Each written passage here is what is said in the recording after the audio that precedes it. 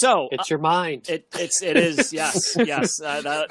And that's one of the things I kind of liked about this album, tipping my hand a little bit, was very interesting and different lyrics and song titles.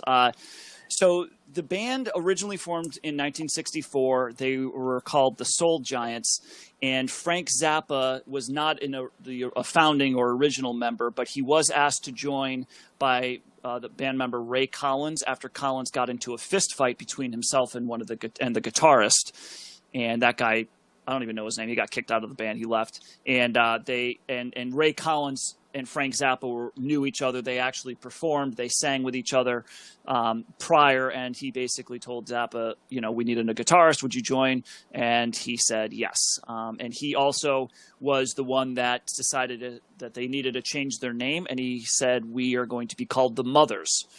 And he also was, basically told the band, shortly after joining, he got the band together and said, look, if you guys want to be famous, if you want to go far, you need to let me write the music. You need to let me, be the head of this band. And they agreed. So he takes the helm, and previously they were doing a lot of covers, a lot of R&B covers, but he felt, we got to be able to do our own songs. Yep. Cut in real quick. Isn't that kind of what John Fogerty did for CCR too? Like, basically, if we're going to be a good band, I have to write our stuff. Yeah, Mm-hmm. Isn't that kind of like the CCR origin story too? Okay. I think the approach was similar. The output was very different. Well, of course. I'm just saying it's very interesting that we cover two bands this week that had this seminal moment where somebody's like, "Yeah, I got to write," and everybody else is like, "Yeah, I think that's a good idea." So right, yeah. So they let Zappa, take the reins, and he starts, writing their music, which is. I don't know how you describe overall. It's just different. It's a little bit of everything, and it's a lot of nothing at the same time. But so they get signed because they're playing a show, and producer Tom Wilson, who was previously had produced Bob Dylan, Simon and Garfunkel, and he was also known for signing the Velvet Underground. So a prominent music producer. Saw the band. He was also one of the few African-American producers working at a major label. So his task was to sign the new Rolling Stones. The label that he worked for, I think it was called Verve, was more of a jazz label, and they were trying to branch out and do more rock, R&B, types artists. And so he was assigned to, let's go find the new Rolling Stones. So he goes to see a show that the Mothers are doing, and he just happens to catch them playing the most bluesy rock song that they were playing, which is not indicative of any of the other music that they played. And I was holding off on this because I was going to say, does somehow his search for the new Rolling Stones lead him to the Mothers of Invention? So yes. So they were the Mothers at the time, and we'll get to that in a second. So he signs them, which I found amazing, after watching them play one song, and then he leaves. He's like, all right, you're good. We'll sign you. Right. So he signs them, and then they go to the studio, and he walks in the studio, and they're playing the song called Who Are the Brain Police, which is from their first album. And it sounds nothing like a blues R&B rock sound. So the story is that Wilson gets on the phone calling the record label, and he says, these guys aren't a blues band. He goes, I don't know what it is, but it's not a blues band, right? So, but he had signed them. So that's kind of how it was almost like an accidental signing. They got lucky. Yes, for sure. So the record label also demanded that the band change their name because they felt that the band name Mothers was in slang, in short slang terminology, it was short at the time for motherfucker, and so they felt that this was too risque to put out there. So they said, well, you need to change your name. So Frank Zappa said, all right, well, out of necessity, we are going to become the Mothers of Invention. So he's playing off that, what is it? Necessity is the mother of invention, right? That old British proverb. So that was his decision to do that after his hand was forced. The other thing I found funny was another label that was looking at the band. Clive Davis, who we mentioned earlier in this episode, said, quote, this band has no commercial potential. It's hard to argue. I was going to say, for a guy who spent his life creating hits, he wasn't necessarily wrong. No, but they you could make the argument that they did have commercial potential. We didn't say artistic potential. We said commercial potential. Yes. Yes. Yeah.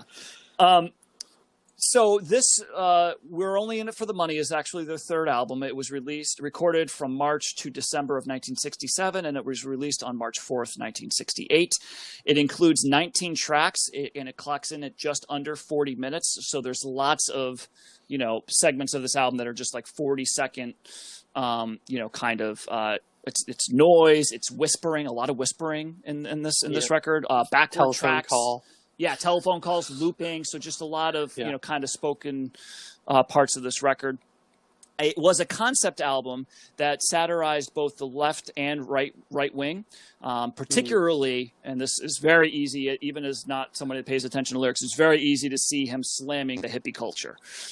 You don't say. Yes. It's That's a theme that comes up quite often. It sure does, as well as the Beatles' Sgt. Pepper's Lonely Hearts Club Band, which came out earlier that year. So you could see that, too, that he's all over some of the tropes of that. Yep. So there's an interesting story about the album cover, because they changed the album cover after Sgt. Pepper's came out, and Frank Zappa basically created a parody of that album cover. And the story was it was getting held up because obviously of copyright and kind of, legal matters. But the story is that Zappa actually called up Paul McCartney and asked, hey, can you just allow us to do this? Like, we like you guys, respect you guys, but it's kind of like a joke, which a lot of this album is, right? And McCartney, rather than say, yeah, it's fine, went the route of, well, let's just leave this with the business people and the lawyers and stuff like that, right? And so, of course, Capitol Records, who were with the Beatles, refused to allow that to happen. And so the record got held up for about 5 months, where the band, the Mothers of Invention, finally agreed, all right, we're going to take that cover and put it as inside the record, and we're gonna make the album cover a picture of the band in dresses, which was originally supposed to be inside the album artwork. Now, can I add a little bit of something I learned when I was researching the Monkeys, Pisces, Capricorn, Aquarius, and Jones Limited?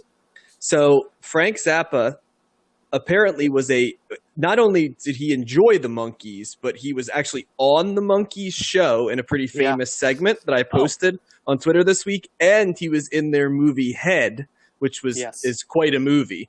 And he was pretty outspoken about the fact that he was not a big fan of the Beatles. Yeah. And the reason is because he thought that the Beatles got a lot of artistic credibility, whereas like the Monkees got killed, right, for being a commercial group. But in his mind, both of them were commercial-driven acts that were largely designed to tour and make money and sell merchandise. And so he thought there was a double standard between the two acts. Well, and I knowing that story, I could see him tweaking the Beatles' Sgt. Pepper quite a bit on this album, because there were a couple things, if you listen carefully, that I chuckled knowing that album and knowing that it was a direct reference.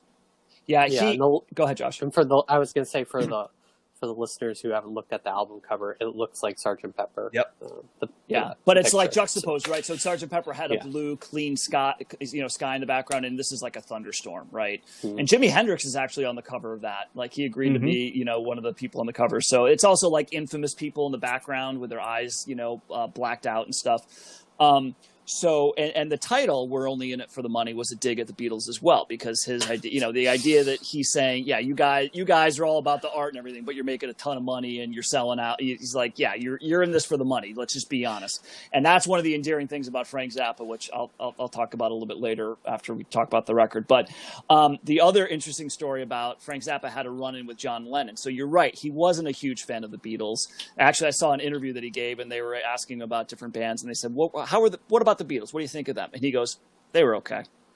And what was the band that he said was better than them, that was sort of like he basically trolled them before there was trolling?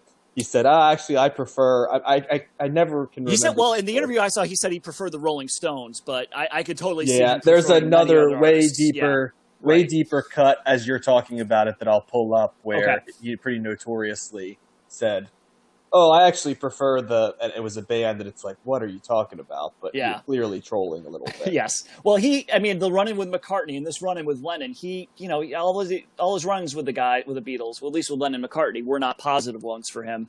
But he did meet Lennon in the 70s, and, he asked Lennon and Yoko to come perform with him in the band at a show at the Fillmore in San Francisco. And so during the performance, they played Zappa's song King Kong. And the agreement was, for that, and there was a recording that was happening at the show. So the agreement that Zappa had with Lennon was, okay, we can use this for our own purposes. If you want to release it, that's fine. We can release it as well. Whatever, it's fine. So Lennon released it on his album sometime in New York City, and he changed the name of it to Jam Rag, and then he gave himself and Yoko Ono writing and publishing credit on that with that song. So Frank Zappa was not too happy about that. So he is not a Beatles fan for many, many reasons. So this album is, I just have to read some of the quotes because it does a better job of explaining it than I ever could. But during the production, Zappa experimented with recording and editing techniques, which produced unusual textures and musique concrete compositions. The album featured abbreviated songs interrupted by segments of dialogue and unrelated music, which changed the continuity of the album. And then Zappa later stated in 1978, quote, "Hippies were pretty stupid. The people involved in youth processes are very sensitive to criticism. They always take themselves too seriously. So anybody who impugns the process, whether it's a peace march or love beads or whatever it is, that person is the enemy and must be dealt with severely. So we came under a lot of criticism because we dared to suggest that perhaps what was going on was really stupid."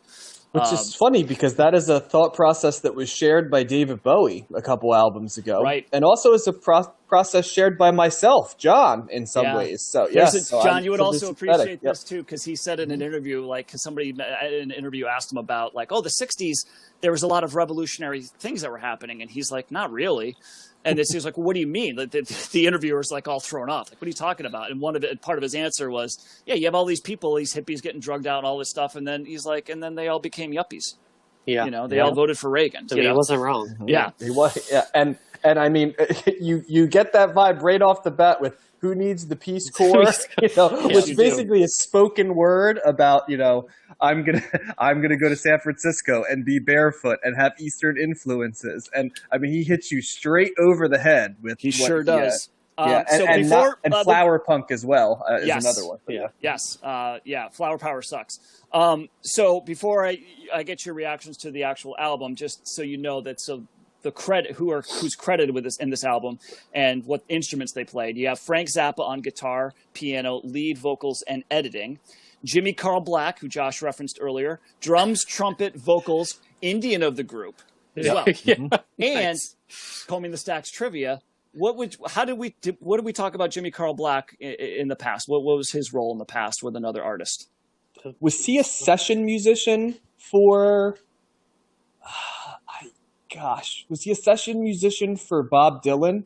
John Wesley not that Harding? I know of. That's not where I'm going. Okay, he could have been, but no, that's not. I don't know. He was the one who saw Tim Buckley play a show and introduced Tim Buckley to their manager, Herb Cohen, which got Tim Buckley's. And Tim Buckley is credited as playing, as banging some drums or something on this, or hitting a piano, key or something like that on this record of helping out the band. But you also have Roy Estrada, who plays the electric bass, vocals, and asthma. Billy Mundy on drums, vocals, yak, and black lace underwear. Wait, so let's go back. What is an asthma? Because I don't know if he has asthma. That's so it's like a little funny aside. All of these. Yes. Gotcha. Yes. And when I think of yak, I think of that Ace Ventura 2 scene when he's in the car. What's the sound a yak makes? Yak. Yeah, which was probably on this record, right? Let's be honest. You have Don Preston, who's retired. Bunk Gardner, who plays all woodwinds, mumbled weirdness. Okay. Ian Underwood, who plays the piano, woodwinds, and wholesome. And Euclid James Motorhead Sherwood, who was the road manager, baritone saxophone, soprano saxophone, all-purpose weirdness, and teen appeal. Wow. So that must be where the Motorhead came from. yes. So, Josh, what's the ugliest part of your body? Oh man, what a question. Probably my mind also. Your mind also. Um, Talk to me. What do you think? Gosh, what do I think about this album? I couldn't wait to talk about this album with you guys because it's crazy journey. I like this album. I didn't hate this album by any means. It was very interesting. There is a lot to unpack. There's a lot of different songs. Frank Zappa can write like catchy little jingles and tunes and stuff, and they're scattered throughout this album. Like Who Needs the Peace Corps and Let's Make the Water Turn Black. Mm-hmm. That's catchy. Take Your Clothes Off When You Dance. Even this, What's the Ugliest Part of Your Body? That's also catchy. That gets in your ear. Like a doo-wop song. Yeah. Oh, and the Jimmy Bowtie one or whatever that is. I can't remember what it's called. I chuckled at the phone call segment as well. Bowtie Daddy. Yes. Bowtie Daddy, right. That's like a 30-second song. But yeah, and then there's also these little like guitar parts that are really good sprinkled throughout, and they're like a little tease of what an actual, if Frank Zappa actually played the guitar like normally, like on a regular album, it would be really good. But he doesn't want to do that on this album. He yanks it right back and goes in a different direction. This album I thought of as, it's like turning a radio dial almost. Like every 30 seconds, It's like there's something different going on. And you really have to pay attention. John mentioned to this maybe last episode, but listening to this in headphones is really good because there's a lot of like sound traveling from one ear to the other. It's a good use of stereo. I thought that was really interesting, and you can pick up all the whispering and things as well really clearly. So I don't know. It's all over the place. I feel like I'm all over the place with my comments. It's an experience. I'll leave it at that. Fair enough. John. Well, Josh mentioned one thing. One thing that stood out to me was it's one of the first albums we've had where it's a real headphone experience because they're playing around with the sounds in both headphones, loudness, changes of instrumentation and different things, and shifting it within the course of the song. So that definitely stood out as a positive. I think the best way I could describe this album is it's like a meta album for 1968 or 1969. It doesn't age super well because what he's talking about is very of the time. It made me chuckle, but it made me chuckle in sort of it's so overt with what he's going for as like a parody, but it kind of felt like a series of sketches you watched on a show, in my case, in say the 80s or 90s that were really funny at the time, and then you listen to it now and you still can kind of chuckle a little bit, but like you really kind of had to be there. And that's how I felt about the whole album. It's just a very meta album. The idea of the tuning, like turning the dial and getting a different thing every 30 seconds is a great analogy. I appreciate what he was going for, and I love having provocateurs in music like Frank Zappa was, but the realistability for me of this is like 0.00%. Because it's just it's not funny enough to be truly funny for me. It's creative, but not creative in a way that makes me want to return to it. I know what he was going for, and I definitely laughed out loud a couple different times. And his, some of his cuts were funny. Like the telephone conversation made me laugh. It's this semi-serious conversation where they're trying to ascertain something for like 40 seconds, and then she basically just cuts the woman off, and it goes immediately into, Bowtie Daddy, which is an equally absurd sort of parody on like clearly the right wing, because while he's hitting the hippies and hippie culture hard, he also is, also hitting that sort of militaristic, not questioning anything sort of conservatism as well. And he's veering back and forth between those two ideas as a concept album. Right. I also like how he messes around with some of the things, like some of the elements of raga music and psychedelia that I dislike. when they're done heavy-handedly, and he purposely does them heavy-handedly, I think, to kind of show how absurd it is in some ways. So there's a lot to like about that. But as like a album I want to listen to again, this is more of like a listen to it, file it away, be aware of it, but it can stay there. Yeah, I go ahead. I was gonna say this is like an anti-establishment album. Yeah. He's like against everything. Yeah. He's against hippies. He's against like cops. He's against rich people. He's against against everything. That's who he is. He sort of like has that nihilistic streak, and that maybe a contrarian streak is a better way to put it. And that stays with him all throughout the 70s and the 80s too. Yeah. This to me was, I agree with a lot of what you guys are saying. This is more of a comedy album. Yep. That, I appreciated this more for the comedy, than I did for the music. People talk about, he's a musical genius, and I'm going like, he's playing around with a lot of stuff, and he's definitely incorporating all kinds of, genres, and a lot of it's upbeat, and it's and some of it's catchy. I think Josh is right. There's sparks of things intermittently placed throughout the album. And there's some parts where I'm like there's that one part where he kind of does like a little bit of the surf rock kind of thing, and the waves in the background, and he gets a groove going down. I'm like, oh, okay, all right, that's good. And then he stops it, right, and then it just goes into something else that's ridiculous. So as a piece of as an album with pieces of music, I think, John, I would agree with what you're saying, is that it's a good thing to know about and listen to a couple of times. This is a hard thing to come back many times over for the music. Well, and we're going to get him a bunch of different times. So because I'm not super familiar with his work, I'll be interested to see if this is sort of an outlier in terms of how much it deviates from pure music. And, if the other ones have more music. Because, you do always hear about what a musical genius he is, but you would not ascertain that from this album. Like, I think the idea that it's a meta comedy album it's like listening to Cheech and Chong in some ways, just with more political satire, Right. And I think, part of what's the genius of Frank Zappa is what, kind of was similar to what we were talking about with James Brown, happened in the live shows. He really did. It was an overt attempt to totally change every live performance, right? So he would make people play different instruments. He would make them play in different ways, and he would say, you know what? You do this over here, what you did yesterday, totally don't do it that way. Do it this way this time. And he would have odd ways of conducting them. And so the performances themselves, he would always say, like, every performance is different, and you can't capture that again. So every time we play something, it's the only time we've ever done that. And he was very much, into that aspect of his performances. And I appreciate that, because I agree with that. I think that's part of what makes live music great, is that if you're good at it, it is that element. Like, you're not just phoning it in.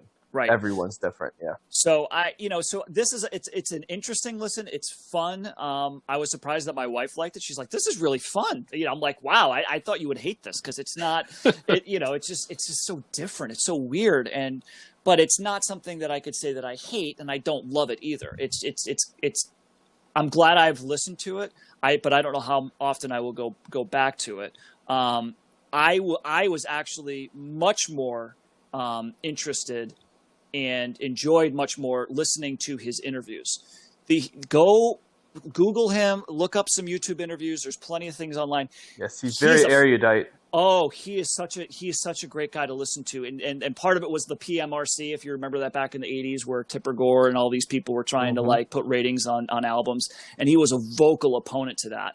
And he was on Nightline. There's a segment on Nightline where he's on with Donny Osmond and he's making his case for it. But he's just got very interesting takes on all kinds of things. And he always says it in a very calm, clear, manner. And it's whether it's politics or music. He hated MTV. Oh my God, he hated. He just and corporations and record companies that were just screwing over artists. So that stuff I found I got much more out of that, personally, than I did the music. We'll have a lot of time to explore his musical background, because he shows up quite a bit. Yeah, I didn't do 70s. Well, I didn't do a whole lot with. We are going to cover another Mothers of Invention album. That's their first one, and then there's a Frank Zappa solo album that we're going to do as well. So we're going to do 2 more albums, with covering Frank Zappa. But this is a yeah, this is kind of like a novel album, and it's just, you know, listen to it a couple of times for some chuckles. But I agree, John. I don't think this has a whole, for me, there's not a whole lot of re-listenability here.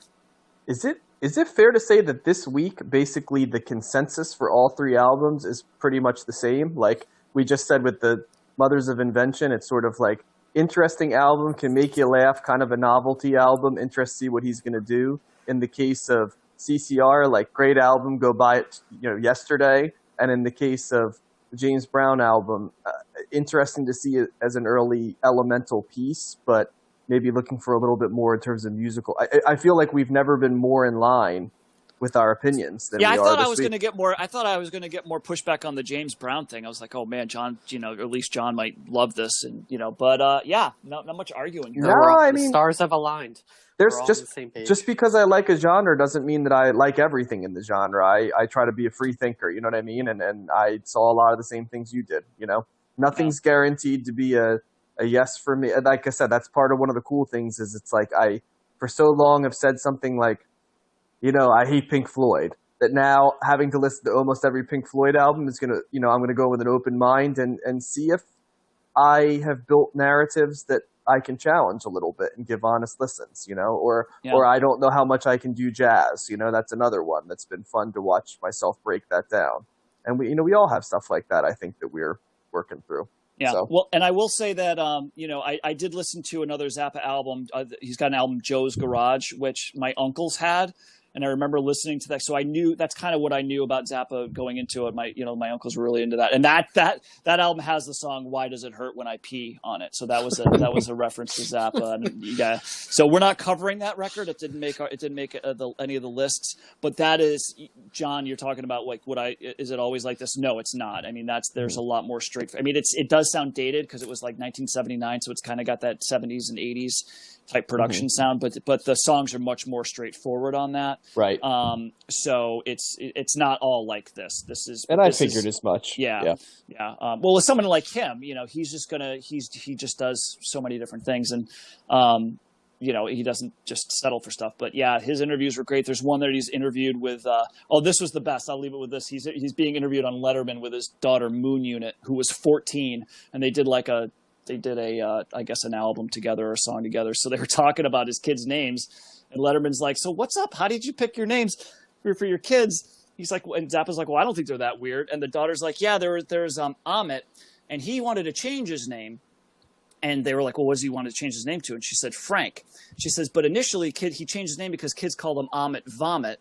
And when he changed his name to Frank, or not Frank, I'm sorry, Rick. I don't know why I said Frank. His dad's name's Frank. He wanted to change his name to Rick. And when when he changed his name to Rick, the kids just called him Rick the Dick." And then Frank Zappa goes, "Really?" And she goes, "So then he changed his name back to Amit." And Frank Zappa goes, "Really? They should just call him Amit the Dick."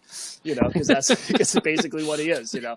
And it's just stuff like that. He's just, everything's so deadpanned, and he's very clever. He's very witty and smart dude, and he's very interesting to listen to. So I took out more of that than I did from the album.